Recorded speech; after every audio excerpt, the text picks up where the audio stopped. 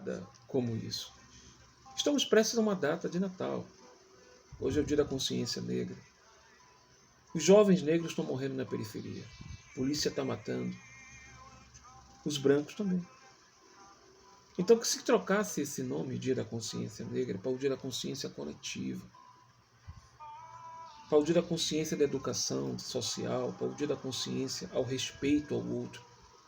Hoje o ser humano, quando eu falo de ser humano, de antropologia humana, um ser humano para o outro ser humano, não tem mais respeito. As pessoas não estão respeitando mais o outro ser humano. Então, hoje, o que vale é o respeito pelo que você é. Pelo que você é. Pela sua condição financeira, pelo fato de você ter posses ou não. Aí você é visto de uma forma positiva ou não. Mas se você for pobre, preto, da periferia, se você for branco, pobre da periferia, é a mesma coisa, é a mesma discriminação. O negro, ele sofre uma discriminação individual. Uma discriminação individual porque, geralmente, o costume que já vem desde a escravidão do tempo do Império, porque o negro lá na África, eles exerciam uma vida normal, viu, Maria? Viu, Michele? Eles exerciam uma vida normal. Eles eram chefes de família, eles eram pai de família, eles eram reis de nações. E quando eles foram pegos para poder ter que ir para um continente diferente do dele, naqueles navios negreiros, naqueles navios de carga humana, que muitos morriam no meio do caminho, pegavam doenças. E quando eram trazidos da sua terra de origem, da África, e se estabelecia em outro país, eles eram tratados como escravos, vendidos nas feiras livres e eram escravizados. Muitas mulheres eram estrupadas, eram abusadas por causa da sua situação de escrava pelos seus donos. E esses filhos que eram gerados, esses filhos que eram nascidos através dessa relação, esses mestiços, que era uma outra raça miscigenada criada no Brasil, né? Eles eram separados de suas mães, na maioria das vezes, eram vendidos. E os seios que eram para alimentar o filho preto alimentavam o filho do branco. Porque a mulher branca tinha medo que as mamas quebrassem. Quando você dá mama, algumas mulheres dizem que o peito quebra, cai. Então os peitos das pretas eram usados para amamentar os filhos dos brancos. E isso era um sofrimento terrível, né? Porque a negra via outra pessoa mamando no seu peito e o seu filho estava perdido ou morto, quando o seu dono não queria. Quando o seu dono não existe uma lei de maus tratos, né? E ainda no tempo dos resquícios da escravidão, depois que acabou a escravidão, ainda muitos negros sofriam com isso, com a discriminação. Porque até os brancos, quando mantinham essa relação absurda de intimidade forçada sexualmente, que nasciam os mestiços, eles também eram tratados como escravos. E eram sofridos, tá? Eram vendidos, abriam a boca para ver a qualidade dos dentes, era uma propriedade, era um objeto. O escravo era um artigo de luxo. Porque você ia ter alguém, uma vida para trabalhar por você, e se fosse mulher, mesmo ele tendo esposa, ele fazia daquelas escravas amantes, né? Escravas de sexo. Era uma coisa terrível. Era uma vida horrível demais. E esse resquício que ficou da escravidão, falando agora em século atual, ainda surge na sua grande maioria social. Porque tem pessoas que não admitem o negro em algumas posições. Assim também como tem negros que não admitem brancos em algumas posições. Então o racismo é mútuo. E não deveria ser assim. O Dia da Consciência Negra deveria ser o Dia da Consciência Humana. O Dia da Consciência Coletiva, como diz Caetano Veloso. Nós temos que ter uma consciência que trate as pessoas de uma forma por igual. Seria tão bom, né? O John Lennon tem uma canção que diz assim, Imagine, né? Imagine um mundo sem problemas, imagine um mundo sem violência. Então hoje você vê, quando o discurso do policial militar, quando ele entra na favela, já está pronto. Ele mata o jovem negro ou o jovem branco e diz que estava tendo conflito. Na sua grande maioria tem conflito, sim. E quando um jovem desse que é vítima do sistema, ele é pobre, preto, não tem emprego, pobre, branco, não tem emprego, ele vê um traficante, um chefe de facção oferecer para ele um emprego bom, fácil, trabalhar no mesmo lugar que ele mora, lucrar, ele vai para o tráfico, ele vai para o crime organizado.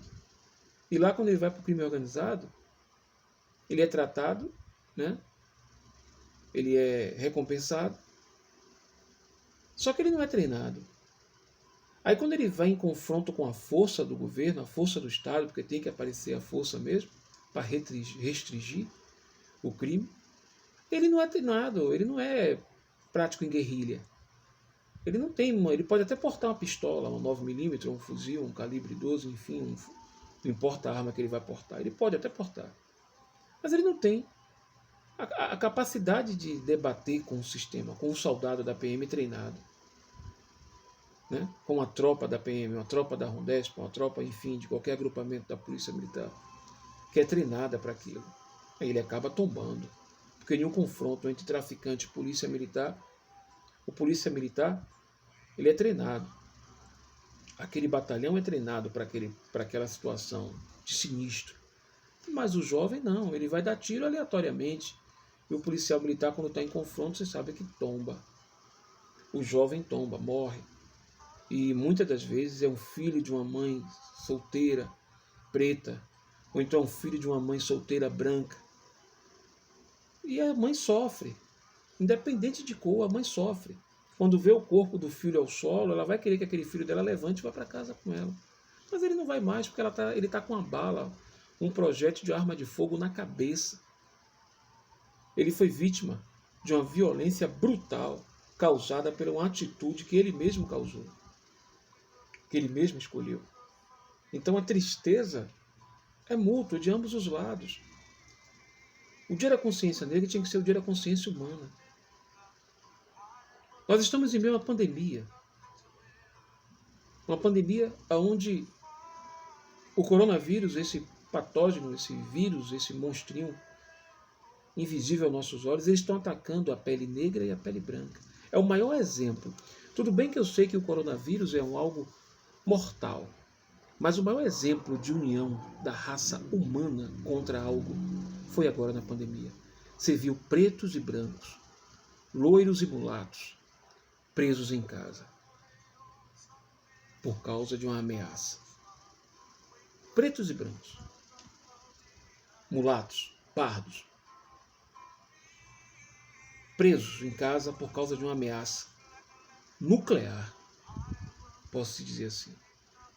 Que o coronavírus, quando ele entra no sistema do pulmão do ser humano, seja preto ou branco, velho ou novo, rico ou pobre, ele destrói completamente uma das vias mais importantes do ser humano, que são as vias aéreas, são os pulmões, impedindo que o sujeito respire.